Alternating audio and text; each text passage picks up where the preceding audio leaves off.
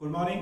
Accounting की process में अब हम आगे की तरफ बढ़ रहे हैं। जो पार्ट अभी चल रहा है that is the part of book keeping, जहां पे हम बुक्स ऑफ अकाउंट्स को कैसे मेंटेन करते हैं, रिकॉर्ड्स को कैसे मेंटेन करते हैं, उसके बारे में जान रहे हैं। तो इनिशियली जो हमारी अकाउंटिंग की प्रोसेस होती है वो कैसे शुरू होती है, ये मैंने आपको एक्सप्लेन पहले भी किया हुआ है और अभी आज फिर एक बार कर रहा हूं। First of all we identify the transactions which have the monetary worth और which are of financial nature that should be recorded in the books of account. तो सबसे पहले आप ट्रांजेक्शंस को आइडेंटिफाई करते हैं कि whether the transaction is of financial nature और not. If you find them of financial nature then you have to measure the value. ठीक है, उस ट्रांजेक्शन की आपको मॉनेटरी वैल्यू निकालनी होती है, क्योंकि बुक्स ऑफ अकाउंट में जो भी कुछ आप रिकॉर्ड करते हैं वो मॉनेटरी वर्थ में रिकॉर्ड करते हैं, तो उसके लिए आपको मॉनेटरी वैल्यू की जरूरत होती है। After that you record the transaction. Monetary value निकालने के बाद अब आप ट्रांजेक्शन को रिकॉर्ड करते हैं। तो अभी तक मैंने आपको जो समझाया वो आपकी रिकॉर्डिंग की पहली स्टेप थी, जिसमें आप ट्रांजेक्शन को या तो डायरेक्टली जर्नल के थ्रू जर्नल एंट्री बना के रिकॉर्ड करते हैं या फिर आप सब्सिडरी बुक्स में इसको रिकॉर्ड करते हैं। तो ये जो हमारा तरीका होता है, here we decide which account will be debited and which account will be credited, और फिर उसको हम रेस्पेक्टिव बुक में, चाहे वो सब्सिडरी बुक हो या फिर जर्नल हो, ठीक है, तो जर्नल का पार्ट ही सब्सिडरी बुक होता है, वहां पर हम उसको रिकॉर्ड करते हैं। उसके बाद हमारी अगली स्टेप आती है, वो आती है लेजर पोस्टिंग। ठीक है, तो what is ledger? Ledger is the most important book, जिसको हम प्रिंसिपल बुक ऑफ अकाउंट भी कह सकते हैं, क्योंकि ये इसके बिना हमारी प्राइमरी जो एंट्रीज हैं वो वर्थलेस हो जाती हैं। ठीक है, तो जो प्राइमरी रिकॉर्डिंग हम कर रहे हैं that is simply to memorise the transaction, उनको याद ना करना पड़े, इसलिए हम उन ट्रांजेक्शंस को बुक्स ऑफ अकाउंट में रिकॉर्ड करते हैं एज सून एज वी इनकर द ट्रांजेक्शन, और उसके बाद फिर हम जर्नल में उसको क्लासिफाई करते हैं। तो लेजर में हम उसको क्लासिफाई करते हैं। तो ledger is a book that contains all the accounts separately.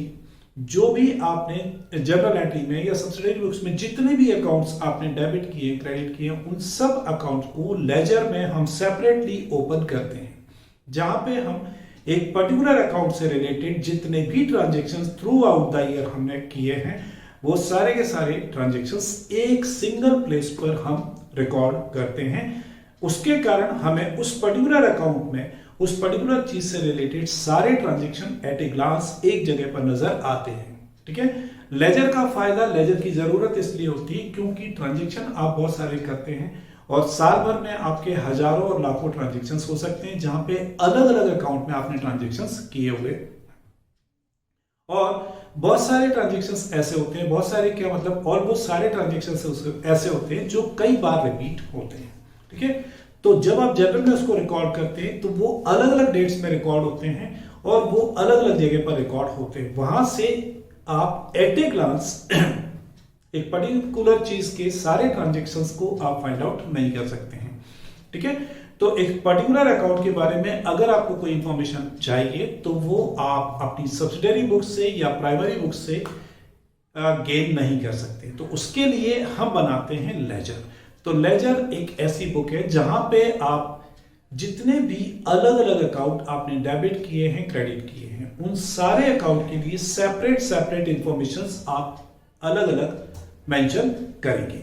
तो एक अकाउंट से रिलेटेड सारे ट्रांजेक्शंस एक जगह आप गैदर करते हैं, दूसरे अकाउंट से रिलेटेड जो सारे ट्रांजेक्शन होते हैं वो दूसरी जगह रिकॉर्ड करते चले जाते हैं। तो लेजर में आप अलग अलग अकाउंट खोलते हैं और उस अकाउंट से रिलेटेड सारे ट्रांजेक्शन आप एक जगह गैदर करते चले जाते हैं। ठीक है, और इसी से आपके बिजनेस की आगे की चीजें प्रोसेस होती हैं। तो बेसिकली जिससे पहले अभी तक हमने सीखा था that is the primary recording, जो कि लेजर को बनाने में सपोर्ट करती है। तो लेजर जो है वो इंपॉर्टेंट बुक होती है as compare to primary books, लेकिन प्राइमरी बुक्स हम अनइंपॉर्टेंट नहीं कह सकते, क्योंकि वहां पे हमने सीखा है कि किस अकाउंट को डेबिट करना है और किस अकाउंट को क्रेडिट करना है, और उसी मैनर में हम उसको रिकॉर्ड करते हैं और वहीं से फिर हम लेजर की तरफ मूव करते हैं। तो जो प्राइमरी बुक से लेजर में जब हम रिकॉर्डिंग करते हैं तो that process is known as posting. ठीक है, तो लेजर में जब हम उसको रिकॉर्ड कर रहे हैं तो उसको हम बोलते हैं लेजर पोस्टिंग या पोस्टिंग इन लेजर, राइट। तो लेजर की एक सिंपल सी डेफिनेशन आपके सामने यहां पे लिखी हुई है। Ledger is a principal book of account where all the accounts are separately maintained and all the transactions related to that particular account are recorded in that account at a single place. उस particular account में, उस particular account से related जितने भी transactions होते हैं उसको हम एक जगह इकट्ठा कर देते हैं। तो ऐसे अलग अलग टाइप के जितने भी ट्रांजेक्शन्स, अलग अलग अकाउंट से रिलेटेड जितने भी ट्रांजेक्शन्स हैं उस पर्टिकुलर अकाउंट से रिलेटेड हर एक अकाउंट से रिलेटेड ट्रांजेक्शन हम अलग अलग जगह इकट्ठे करते जाते हैं, रिकॉर्ड करते चले जाते हैं। तो इसका फायदा ये होता है कि एक पर्टिकुलर अकाउंट से रिलेटेड जितनी भी इंफॉर्मेशन है वो आपको एट ए ग्लांस एक जगह अवेलेबल हो जाती हैं, जो कि आपकी प्राइमरी बुक से या सब्सिडियरी बुक से या जर्नल से अवेलेबल आपको नहीं हो पाती हैं। तो journal is not much helpful to know certain information, वहां पे आपको लेजर काम में आती है। तो लेजर के क्या एडवांटेजेस आपको हो सकते हैं ये यहाँ पे लिखा हुआ है, मैं आपको उनको एक्सप्लेन कर रहा हूं। सबसे पहले इंफॉर्मेशन अबाउट एन अकाउंट। एक अकाउंट से रिलेटेड जितनी भी इंफॉर्मेशन होती है और दो के प्राइमरी बुक में अलग अलग जगह रिकॉर्डेड है, इंफॉर्मेशन वहां भी अवेलेबल है, बट एक अकाउंट से रिलेटेड सारी इंफॉर्मेशन आपको एक जगह अवेलेबल नहीं होती है प्राइमरी बुक्स में। लेजर में वही सारी इंफॉर्मेशन उस अकाउंट से रिलेटेड आपको एक जगह अवेलेबल हो जाती है। Knowledge of assets, liability, expenses and revenue. चूंकि थ्रू आउट द ईयर आप बहुत सारे एक्सपेंसेस और बार बार आप एक्सपेंसेस करते हैं, लेकिन कब आपने कितना एक्सपेंस किस चीज के लिए किया है ये इंफॉर्मेशन जर्नल में पड़ी हुई है या सब्सिडियरी बुक्स में आपके पास लिखी हुई है, लेकिन एक ही एक्सपेंस आपने 10 बार किया हुआ है तो 10 जगह रिकॉर्डेड है जहां से आपको फाइंड आउट करना मुश्किल होता है। तो उसी को सिंप्लीफाई करते हुए हमने उस पर्टिकुलर अकाउंट के उस पर्टिकुलर एक्सपेंसेस की सारी रिकॉर्डिंग जो है वो एक जगह हमने कर दी है। तो इससे आपके जितने भी अकाउंट्स होते हैं वो अलग अलग कैटेगरीज में डिवाइड हो जाते हैं, जो कि एक्सपेंसेस के अकाउंट अलग बन गए हैं, इनकम्स के अकाउंट पूरी इंफॉर्मेशन अलग हो गई है, डेटर्स के, क्रेडिटर्स के, असेट्स के, लायबिलिटीज के, सब के इंडिविजुअल अकाउंट आपको यहाँ पर अवेलेबल हो जाते हैं। तो इससे आप अपनी assets, liability, expenses, revenue, income, debtors, creditors, हर चीज की इंफॉर्मेशन आपको सेपरेटली मिल जाती है। Helps in preparing financial statement. ये जो अकाउंट्स होते हैं इन्हीं से आप आगे की तरफ मूव करते हैं और उसमें आप अपने बिजनेस के फाइनेंशियल रिजल्ट्स फाइंड आउट कर सकते हैं। बिजनेस की जो आपकी एक्टिविटीज हुई हैं थ्रू आउट द ईयर उसका कंक्लूजन आप यहां से ड्रॉ कर पाते हैं। जब तक आप लेजर नहीं बनाएंगे, until unless you prepare the ledger, you are not able or you would not be able to find out your financial results कि आपको प्रॉफिट हुआ है, लॉस हुआ है या फिर आपकी एसेट्स और लायबिलिटीज कितनी हैं। और उसके बाद इसमें evidence in court of law, जो लेजर होती है वो आप कानूनी रूप से अगर आपको जरूरत पड़ती है तो आप कोर्ट में इसको एविडेंस के रूप में प्रेजेंट भी कर सकते हैं, जो यहाँ वहां पर आपकी बात को प्रूव करती है। तो वैसे तो आप प्राइमरी बुक्स को भी वहां पे प्रेजेंट कर सकते हैं, लेकिन लेजर जो है वो समरी के रूप में आपको मिल जाती है, जो आपको ज्यादा बेटर इंफॉर्मेशन प्रोवाइड कर सकती है, कोर्ट में आपको ज्यादा सपोर्ट कर सकती है, इसलिए आप एविडेंस के रूप में लेजर को प्रेजेंट कर सकते हैं।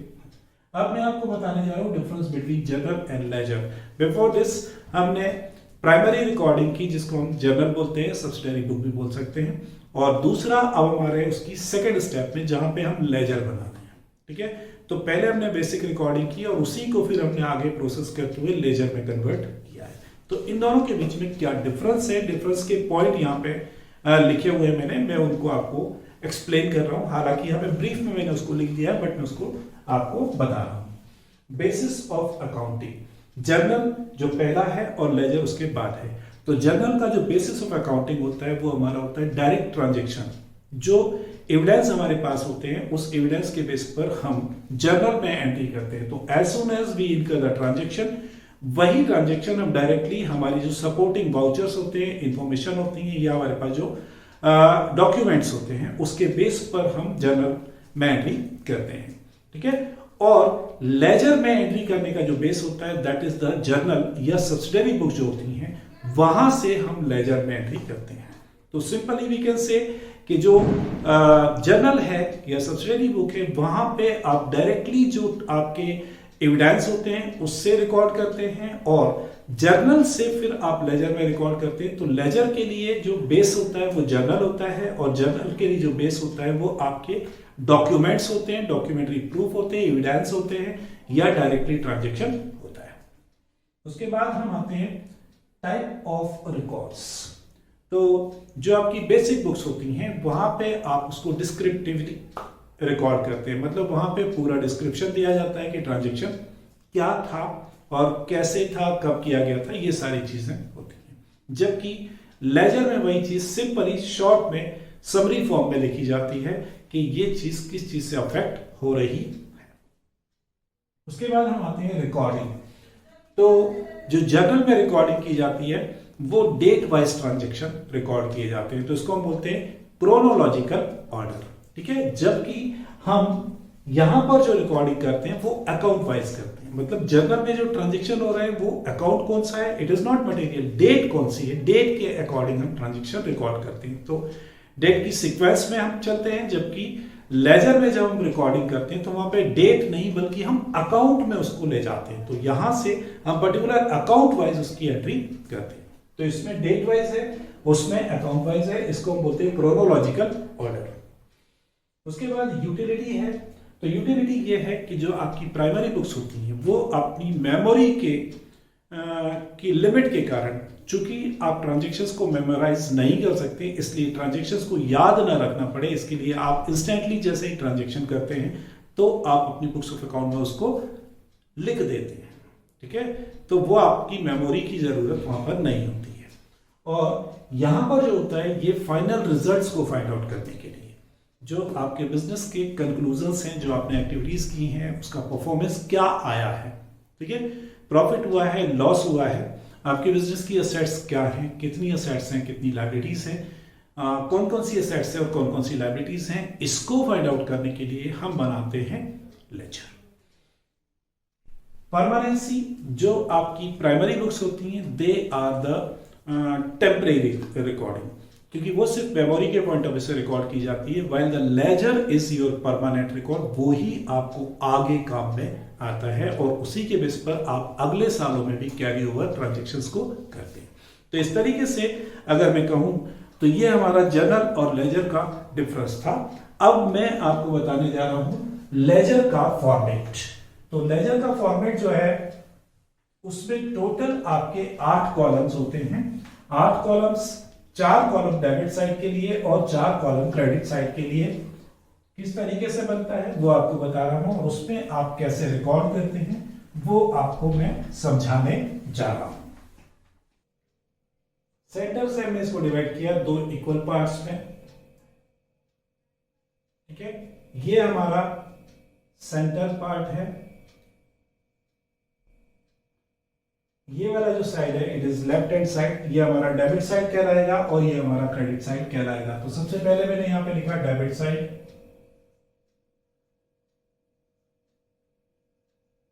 और ये लिखा क्रेडिट साइड। डेबिट साइड में 4 कॉलम होंगे। पहला कॉलम डेट का, उसके बाद पर्टिकुलर्स का, फिर जेएफ का कॉलम और फिर अमाउंट का column. Same column credit side में भी होंगे, date, particulars, JF and amount. ये फॉर्मेट है। यहां पे डेट, पर्टिकुलर,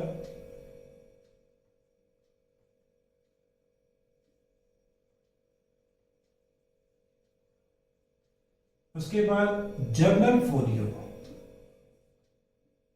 और फिर amount.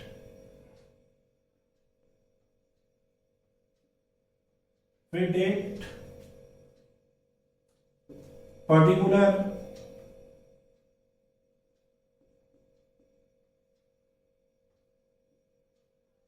Journal folio and amount. अब यहां पर जो अकाउंट आप बना रहे हैं सबसे पहले आपको ऊपर उस अकाउंट का नाम लिखना होता है। सपोज करें यहां पे मैं लिख रहा हूं कैश अकाउंट।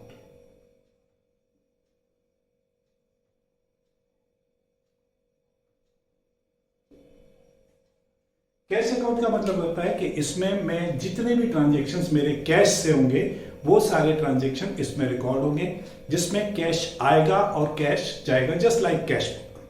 ठीक है, तो ये कैश अकाउंट बना रहा हूं। अगर हम कैश बुक मेंटेन नहीं करते हैं बल्कि सिर्फ जनरल बुक मेंटेन करते हैं तो हम कैश अकाउंट बनाते हैं लेजर में, और उसको रिकॉर्ड करने का तरीका जो होगा वो आपको अभी एक्सप्लेन करता हूं। But before that you remember कि एक जो ट्रांजेक्शन होता है उससे किसी पर्टिकुलर अकाउंट में सिर्फ एक ही साइड में एंट्री होती है, या तो डेबिट साइड पे या फिर क्रेडिट साइड पे, और उसका जो दूसरा कनेक्टिंग अकाउंट होता है फिर उसमें एक एंट्री होती है जो कि डेबिट साइड में और क्रेडिट साइड किसी एक साइड में वहां भी होगी, है ना। तो अगर मैं आपको बोलूं कि मेरा पहली एंट्री थी कैश अकाउंट डेबिट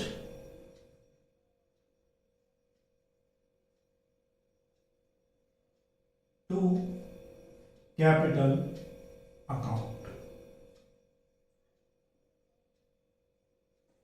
ठीक है, ये मेरी पहली एंट्री थी जिसमें मैंने यहां पे लिखा हुआ है 10,000 रुपया और 10,000 रुपया। ठीक है, ये मेरी एक जनरल एंट्री है। इस एंट्री में दो अकाउंट हैं, एक कैश का अकाउंट और एक कैपिटल का अकाउंट। तो रिमेंबर कि मुझे अब लेजर में ये दोनों अकाउंट अलग अलग बनाने हैं। तो अभी मैंने यहां पे ऊपर लिखा हुआ है कैश अकाउंट, और दूसरा पेज मेरा यहां पर शुरू कर रहा हूं मैं। सपोज कर रहा हूं कि ये आपका दूसरा पेज है जहां पे आप अकाउंट बनाएंगे, उस अकाउंट का नाम होगा कैपिटल अकाउंट। ठीक है, कॉलम वही रहेंगे, सेम फॉर्मेट रहेगा, कोई डिफरेंस नहीं है। ठीक है, नाम यहां पर चेंज होके हो जाएगा कैपिटल अकाउंट। ओके, तो इस तरीके से लेजर में आपके दो अकाउंट अलग अलग बनेंगे, एक कैश अकाउंट जो अलग पेज पर बनेगा, कैपिटल अकाउंट जो अलग पेज पर बनेगा। ठीक है, अब कैश अकाउंट में कैसे रिकॉर्डिंग होगी वो आपको बता रहा हूं।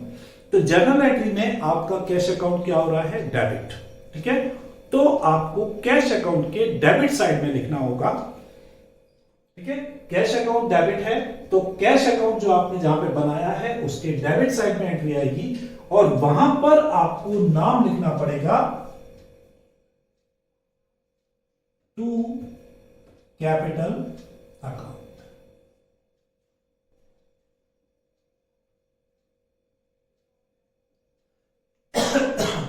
और 10,000 हो जाएगा। मतलब इस एंट्री से, ये जो एंट्री है इससे कैश अकाउंट में सिर्फ एक ही साइड में एंट्री होगी, दूसरे साइड में एंट्री नहीं होगी इस ट्रांजेक्शन से। ठीक है, अब जो दूसरा वाला अकाउंट है कैपिटल अकाउंट, उसमें एंट्री मैं करूंगा, तो उसमें जो एंट्री होगी वो कैपिटल अकाउंट मेरी एंट्री में क्रेडिट हो रहा है, तो जो अकाउंट क्रेडिट होगा उसके क्रेडिट साइड में मैं एंट्री करूंगा। तो अब कैपिटल अकाउंट में क्रेडिट साइड में एंट्री जाएगी, और यहां पर मैं लिखूंगा क्रेडिट साइड में बाय कैश अकाउंट 10,000। इस तरीके से अगर आप देखते हैं तो जब इन दोनों लेजर को बोलेंगे तो एक अकाउंट डेबिट हो रहा है, दूसरा अकाउंट क्रेडिट हो रहा है। कैश अकाउंट जो है वो डेबिट हो रहा है और कैपिटल अकाउंट क्रेडिट हो रहा है। जनरल एंट्री क्या बन रही है, cash account debit to capital account. मतलब जनरल एंट्री में कैश अकाउंट डेबिट हो रहा है इसलिए कैश के लेजर में डेबिट साइड में लिखा, कैपिटल अकाउंट क्रेडिट हो रहा है इसलिए कैपिटल अकाउंट के क्रेडिट साइड में लिखा। अब आगे मैं आपको बताता हूं, अगला ट्रांजेक्शन मेरा है परचेज गुड्स। तो परचेज अकाउंट डेबिट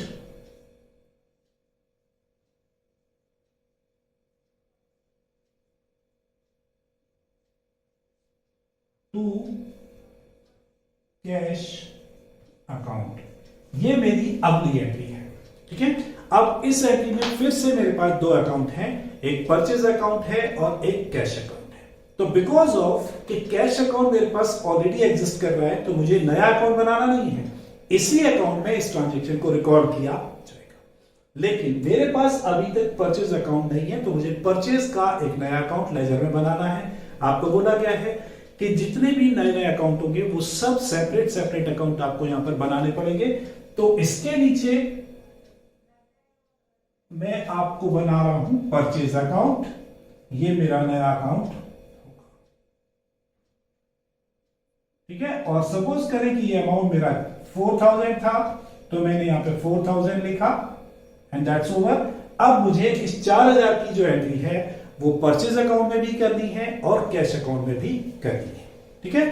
तो ये एंट्री आपने चेक कर ली, देख ली। अब मैं परचेज अकाउंट में इसको कहां रिकॉर्ड करूंगा, आपको बता रहा हूं। ये परचेज अकाउंट जिसमें ये अमाउंट का कॉलम, ये लेजर फोलियो, ये डेट का कॉलम, ठीक है।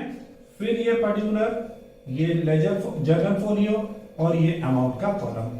अब recall the entry purchase account debit. तो परचेज अकाउंट क्या हो रहा है, डेबिट हो रहा है। Therefore on the debit side of purchase account we have to record to cash account. यहां पर हमने लिखा 4000 और एंट्री में जो कैश अकाउंट है वो क्रेडिट हो रहा है। तो कैश अकाउंट में इस ट्रांजेक्शन को हम कौन सी साइड में रिकॉर्ड करेंगे, क्रेडिट साइड में। वहां पर हम लिखेंगे बाय परचेज अकाउंट, ओके। और यहां पर मैंने लिखा 4000। इस तरीके से अब आपको लिटिल बिट कुछ समझ में आया होगा कि जो आपकी जर्नल एंट्री है उसमें जो अकाउंट डेबिट हो रहा है, उस अकाउंट के लेजर अकाउंट में जब आप बनाएंगे लेजर में उसका अकाउंट, तो उसके डेबिट साइड में एंट्री करनी है। और जो अकाउंट आपका क्रेडिट हो रहा है उसके क्रेडिट साइड में एंट्री करनी है, ठीक है।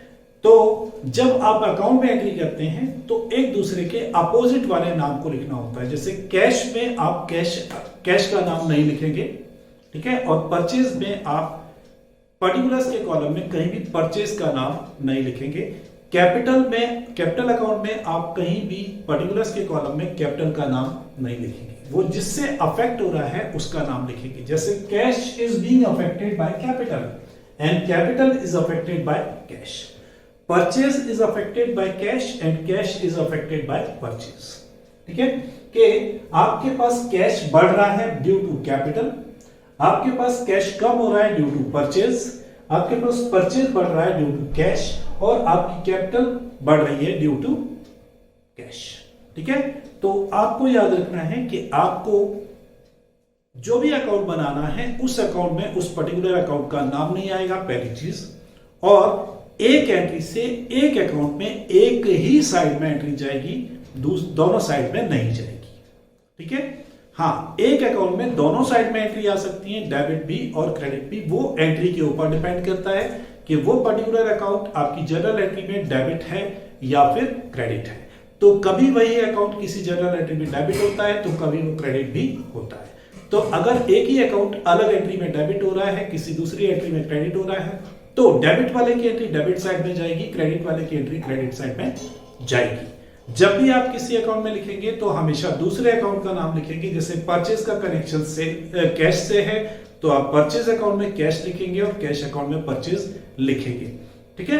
ये आपको ये इंडिकेट करता है कि कौन सी चीज किस अकाउंट के कारण अफेक्ट हो रही है। अगर आप सेम अकाउंट में सेम अकाउंट का नाम लिखेंगे तो वहां से आपको ये अंदाज नहीं लगेगा कि ये किस चीज से अफेक्ट हो रहा है। जैसे अगर मैं कैश अकाउंट में डेबिट साइड में यहां पे कैश लिख दूंगा तो कैश अकाउंट है, यहां भी कैश लिखा हुआ है, तो मुझे ये ट्रांजैक्शन देख के ये अंदाजा नहीं लगेगा कि कैश किस चीज से अफेक्ट हुआ है, किस चीज के कारण बढ़ा है या किस चीज के कारण कम हुआ है।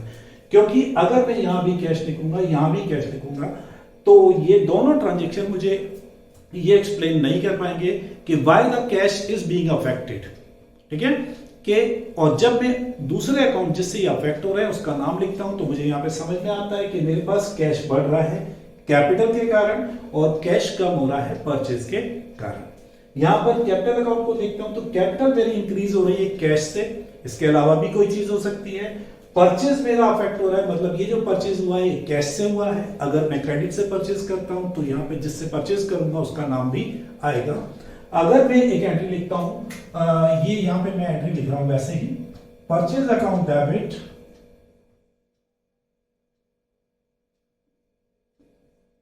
टू राम। अब यहां पे परचेज अकाउंट आ रहा है और राम अकाउंट आ रहा है। अभी मेरे पास कैश अकाउंट है, कैपिटल अकाउंट है, परचेज अकाउंट है, राम का अकाउंट नहीं है। तो मुझे राम का नया अकाउंट बनाना पड़ेगा, वो इसके नीचे बन सकता है। परचेज अकाउंट मेरे पास ऑलरेडी है, तो वहां पे परचेज अकाउंट इस एंट्री में डेबिट हो रहा है, तो मुझे ये ट्रांजेक्शन परचेज अकाउंट में रिकॉर्ड करना है, जो कि डेबिट साइड में रिकॉर्ड होगा। और यहां पर लिखेंगे मैं टू राम। ये जो परचेज है ये किससे हुआ है? राम से हुआ है। इस तरीके से आपको इस अकाउंट से ये मालूम पड़ता है कि परचेज हो रही है, ये कैश में परचेज हुआ है, ये आपने राम से परचेज किया है, कोई श्याम से, कोई मोहन से, ऐसे अलग अलग लोगों से जो आपने परचेज किए। तो यहां पे आपको परचेज अकाउंट से वो सारी डिटेल भी मिल सकती है, और आपने टोटल कितना परचेज किया है ड्यूरिंग द ईयर और during a particular time period, वो सारी इंफॉर्मेशन एट ए ग्लांस आपको परचेज अकाउंट से अवेलेबल हो जाती है। टोटल आपके पास कितना पैसा आया और कितना पैसा खर्च किया है आपने, ये आपको कैश अकाउंट से डिटेल मिल सकती है। कैपिटल अकाउंट में कब कब हमारे पास बिजनेस में कैपिटल इन्वेस्ट की गई है और किस किस चीज के रूप में इन्वेस्ट की गई है, वो पूरी इंफॉर्मेशन आपको कैपिटल अकाउंट से मिल सकती है। तो रिमेंबर कि आप जर्नल एंट्री से लेजर बनाते हैं या सब्सिडरी बुक से लेजर बनाते हैं, कुल मिला के आपको एक अकाउंट में एक ट्रांजैक्शन से एक ही साइड में एंट्री करनी है, और उस पर्टिकुलर अकाउंट में उस पर्टिकुलर अकाउंट का नाम पर्टिकुलर्स के कॉलम में नहीं आना चाहिए। मतलब जैसे कैश अकाउंट है, तो कैश अकाउंट में पर्टिकुलर्स के जो दो कॉलम हैं, इनमें कहीं पर भी कैश का नाम नहीं आएगा। ठीक है, अब मैं आपको एक कंपाउंड एंट्री की रिकॉर्डिंग करके बता रहा हूं। ठीक है, तो मैं अभी फिलहाल ये नीचे के जो अकाउंट हैं उनको मिटा रहा हूं और इनकी जगह में नया कोई अकाउंट बनाऊंगा। ठीक है, मैंने एक एंट्री की हुई है, यहां पर ये मेरी जर्नल एंट्री है, cash account debit, discount account debit,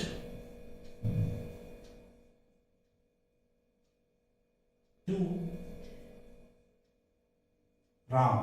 और यहां पर लिखा हुआ है 990, यहां पे लिखा है 10, और यहां पे राम के सामने लिखा हुआ है 1000। ये मेरी जर्नल एंट्री है। ठीक है, चूंकि स्पेस कम है इसलिए मैं आपको ऐसे समझा रहा हूं।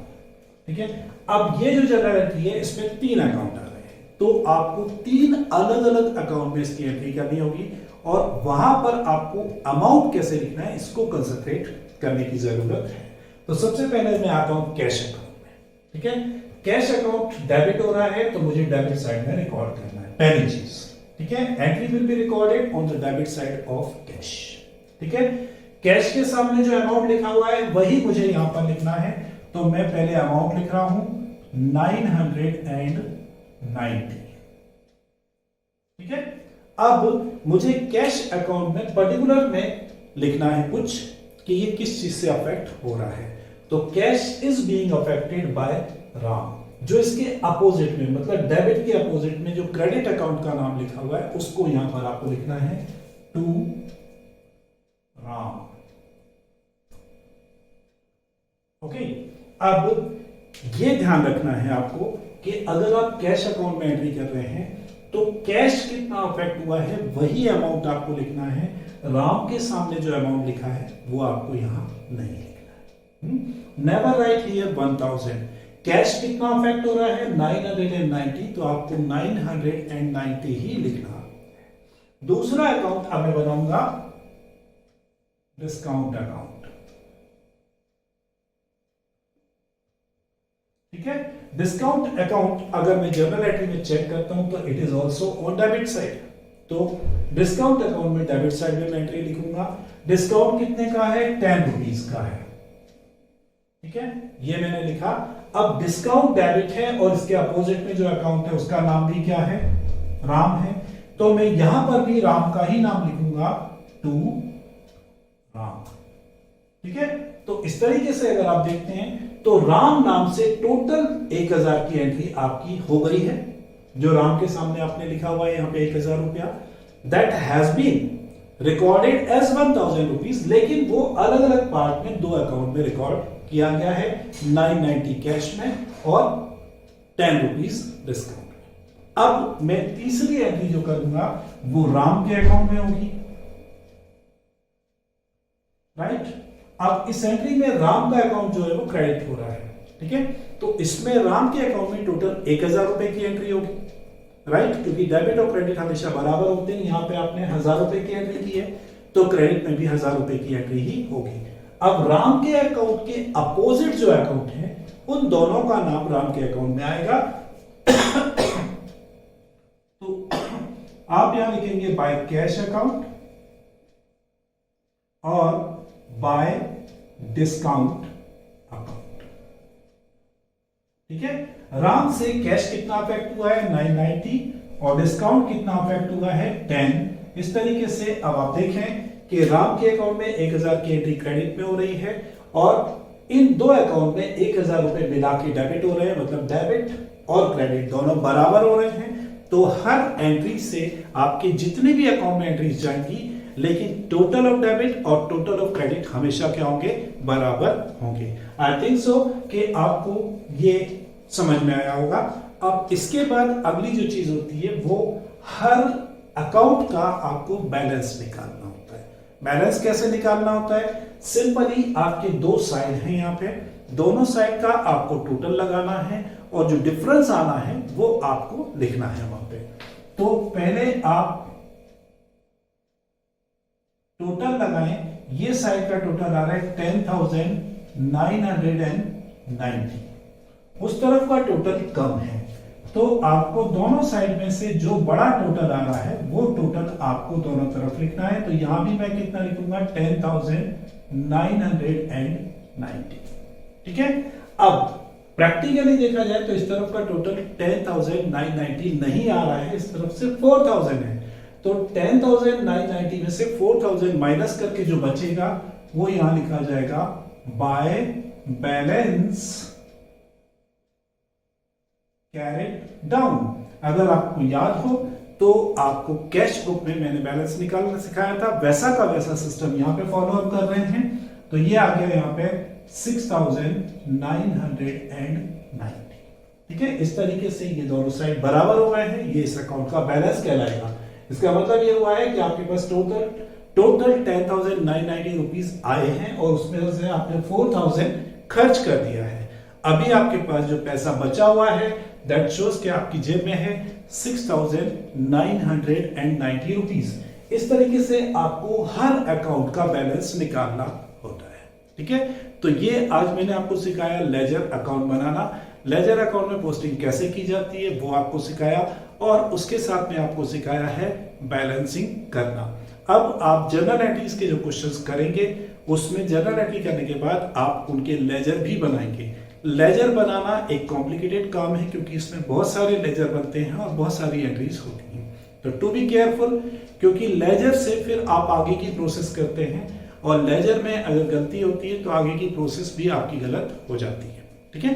तो इसलिए लेजर बनाते वक्त बहुत केयरफुल होना होता है, बैलेंस निकालने में बहुत सावधानी रखनी पड़ती है, और उसके बाद अगर कोई गलती हुई है या नहीं हुई है उसको चेक करने के लिए हम अगली स्टेप में बनाते हैं ट्रायल बैलेंस, जो मैं आपको अगली उसमें बताने की कोशिश करूंगा। फिलहाल मैंने आज आपको बताया है इस अकाउंट को कैसे हम बनाते हैं।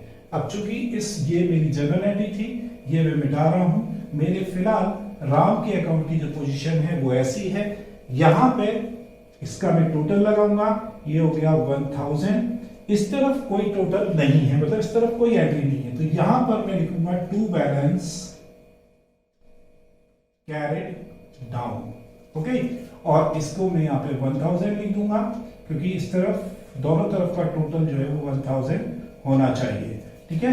टोटल लगाने के बाद आपको डबल लाइन डालनी है। अब डिस्काउंट अकाउंट को मैं अगर देखता हूं तो डिस्काउंट अकाउंट में मेरे पास सिर्फ इस तरफ 10 रुपए हैं, इस तरफ कोई एंट्री नहीं है, तो यहां पे आ जाएगा by balance carried down 10 rupees, okay. और अब हम इसका टोटल लिख देंगे 10 रुपीज। इस तरीके से ये इन 3 अकाउंट की बैलेंसिंग हो गई। इससे पहले मैंने 2 अकाउंट बनाए थे, कैपिटल अकाउंट और परचेज अकाउंट, उसमें भी आप इसी तरीके से बैलेंसिंग कर सकते हैं या करेंगे।